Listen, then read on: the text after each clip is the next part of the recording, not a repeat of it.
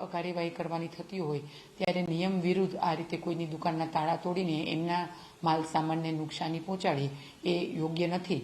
એટલે ભવિષ્યમાં આવું ન થાય એની ખાસ તંત્ર દ્વારા તાકીદારી રાખવામાં આવે અને કાર્યવાહી કરવામાં આવે. હિન્દુ મુસ્લિમ વચ્ચે શાંતિ જળવાઈ રહે અને પરસ્પર બંને સાથે કામ કરી શકે અને શાંતિથી કામ કરી શકે અને એવું કોઈ તંગદિલભર્યું વાતાવરણ ન થાય એ માટે થઈને પોલીસ કમિશનર સાહેબને શાંતિ ને સલામતી ભર્યું વાતાવરણ રહે એ માટે થઈને એમને ધ્યાને વાત મૂકવામાં આવી. 1964ની આ બિલ્ડિંગમાં ભાગીદાર તરીકે ભાડું છે. ગઈકાલે સાંજે મને એક ફોન આવ્યો. હું અહીંયા હતો ને, અમદાવાદ હતો. મને ફોન આવ્યો કે ભાઈ અહીંયા આગળ તાળા તૂટે છે ને બધી વસ્તુ બારે કાઢી નાખી છે. આ વસ્તુ ફરવુભાઈ કરીએ છીએ એની સાથે મેં વાત કરી એ કે અમારી પાસે વકફનો ઓર્ડર છે.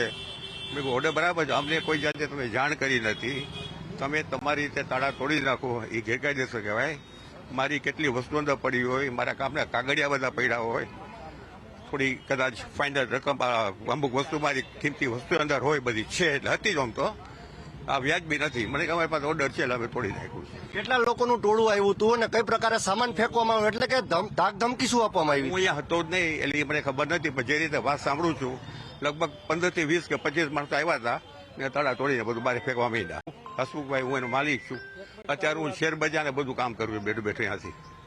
જે સમગ્ર ઘટના બની હતી, વકફનો ઓર્ડર હતો એમ કે છે, પરંતુ તમને શું હકીકત લાગે છે અને કેટલા વર્ષથી તમારે આ ભાડવત પેટે દુકાન છે? અમે આમાં 1964 થી છીએ. આમાં 1964 થી આમાં છીએ. અમારી પાસે કોઈ અમને કઈ કોઈ કીધું નથી, કોઈ દિવસ અમારે વાદ વિવાદ નથી, અમને કોઈ નોટિસ નથી મળી, અમને કોઈ સાંભળ્યા નથી.